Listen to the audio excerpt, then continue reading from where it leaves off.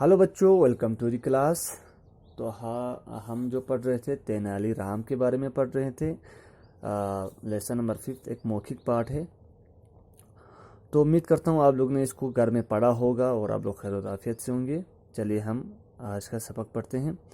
राजा ने नजरें दौड़ाई तो पाया कि तेनालीराम अनुपस्थित थे। उन्होंने सैनिकों को तेनालीराम का पता लगाने के लिए भेजा।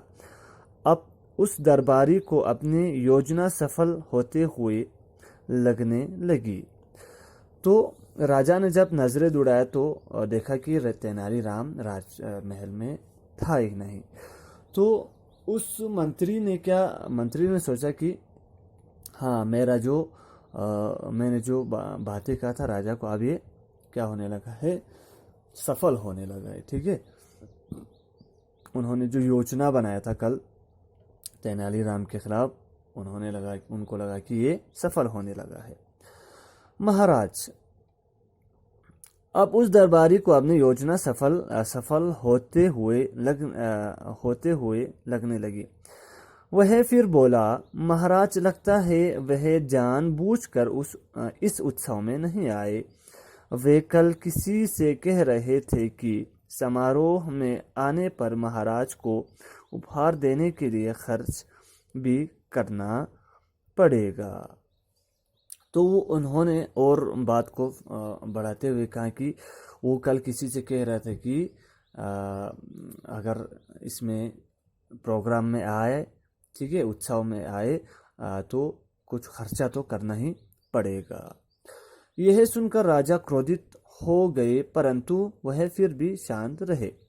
अब ये बात सुनकर राजा को गुस्सा आया, फिर भी राजा शांत रहा। थोड़ी देर बाद तेनालीराम दरबार में आए और महाराज के सामने उपस्थित होकर बोले, ठीक है, महाराज, मैं आपके जन्मदिन पर आपको शुभकामनाएं देता हूँ। तो थोड़ी देर बाद वो आने के बाद उपस्थित हो जाते हैं महल में और कहते हैं कि राजा, मैं आपको क्या करता हूँ, महाराज, मैं आपको शुभकामनाएं देता हूँ। ठीक है, मेरी ओर से यह गमला स्वीकार कीजिए। इतना कहकर तेनालीराम ने राजा की ओर गमला बढ़ाया। तो तेनालीराम एक गमला को लेकर वो महल में आती है। आने के बाद उस गमला को राजा को भेंट करता है, दे देते हैं। ठीक है, वो कहते हैं कि मेरी तरफ से ये जो गमला है, ये गमला आपके लिए इनाम, आपका जो आज बर्थडे गिफ्ट है। ठीक है, सो हम यहीं तक रखेंगे बच्चों। कल हम इससे आगे पढ़ेंगे। उम्मीद करता हूँ यहाँ तक आपको समझ में आया होगा।